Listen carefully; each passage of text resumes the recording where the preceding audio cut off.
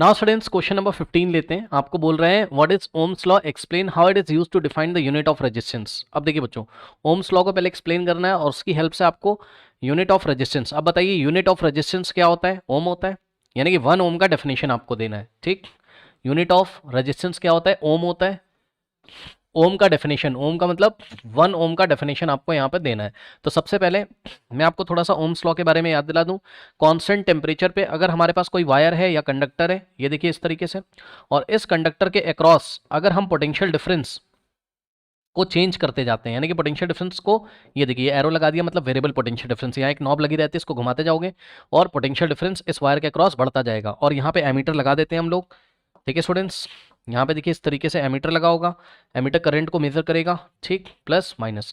तो यहाँ से आप नॉब घुमाते जाओगे, पोटेंशियल डिफरेंस बढ़ता जाएगा, तो आप देखोगे उसी प्रोपोर्शन में आपका करंट भी यहाँ पे बढ़ता जाता है। ठीक, सो इसका जो ग्राफ आता है ओम्स लॉ का वो इस तरीके से आता है। ये देखिए एक्स एक्सेस पे करंट और वाई एक्सेस पे पोटेंशियल डिफरेंस। ठीक, जैसे जैसे पोटेंशियल डिफरेंस बढ़ता जाता है उसी रेशियो में करंट भी बढ़ता जाता है। ये देखिए दोनों में लीनियर रिलेशन होता है, यानी कि ग्राफ कैसा आता है? स्ट्रेट लाइन आता है। ठीक है स्टूडेंट्स, तो ये बात आपने पढ़ी हुई है, यानी कि current flowing in a conductor is directly proportional to क्या? Potential difference. ठीक है, उतना ही ज्यादा करंट बनेगा जितना ज्यादा आप पोटेंशियल डिफरेंस लगाते जाओगे। ठीक, provided that temperature is constant. ठीक, अब इसी चीज को कैसे लिखा जाता है? I is proportionate to we, या एनसीईआरटी में आप देखोगे तो इन्होंने लिख दिया है वी इज प्रोपोर्शनेट टू आई। दोनों बातों का सेम मतलब है कि वी को बढ़ाने से करंट बढ़ता है, और इसका भी वही मतलब है कि हाँ भाई वी को बढ़ाओगे तो करंट बढ़ेगा, यानी कि करंट तभी बढ़ रहा है जब वी बढ़ रहा है। ठीक, तो वी इज प्रोपोर्शनेट टू आई, और यहाँ से आप क्या करते हो? इस प्रोपोर्शनल का साइन हटाते हो तो यहाँ पे एक कॉन्स्टेंट आता है जिसको हम आर बोलते हैं।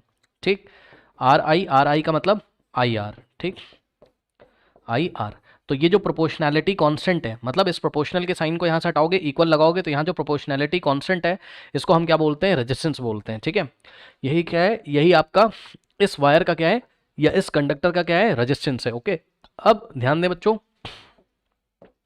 यहाँ से इस रेजिस्टेंस की वैल्यू निकाल लो। सो आर इज इक्वल्स टू कितना आ जाएगा? वी अपॉन आई, आई जाके इधर डिवाइड कर देगा, सो वी अपॉन आई। ये देखिए, अब ध्यान दें, यहाँ पर हमको क्या करना है? 1 ओम का रेजिस्टेंस का डेफिनेशन देना है, यानी कि 1 ओम रेजिस्टेंस कितना होता है। तो इसके लिए आप एक इमेजिनरी थ्योरी अपने दिमाग में सोचोगे। क्या सोचोगे?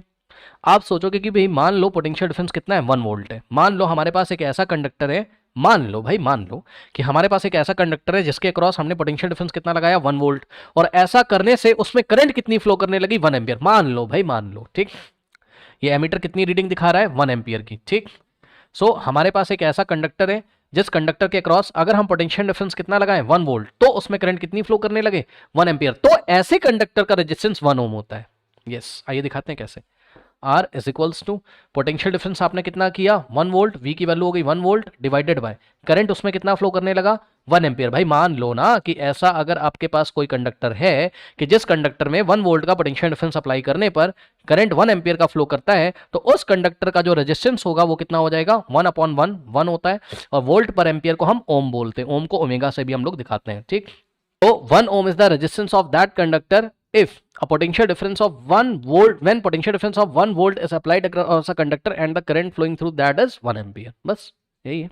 ठीक, तो बच्चों अब आइए यहाँ पे देखिए, अकॉर्डिंग टू ओम्स लॉ, सबसे पहले आइए हम आपको ओम्स लॉ बताते हैं। तो ओम्स लॉ को हमको एग्जाम में इस तरीके से डिफाइन करना है कि ओम्स लॉ के according the current flowing through a conductor is directly proportional to the potential difference. Conductor लिखो या वायर लिखो, बात क्या है? सेम है। Is directly proportional to the potential difference across it, provided that its temperature is constant. उसके बाद यहाँ पर अगर आपको नहीं दिख रहा है तो आपको ये सारी बातें यहाँ पर लिखनी है। ठीक, I is proportionate to V, V is proportionate to I, V is equals to RI, R is what? R is, here R is the resistance which is a proportionality constant, the unit of resistance is ohm, फिर 1 ohm का आपको definition देना है कि 1 ohm is the resistance of a conductor when a potential difference of 1 volt is applied to its end and a current of 1 ampere flows through it। Okay, so note कर लीजिए,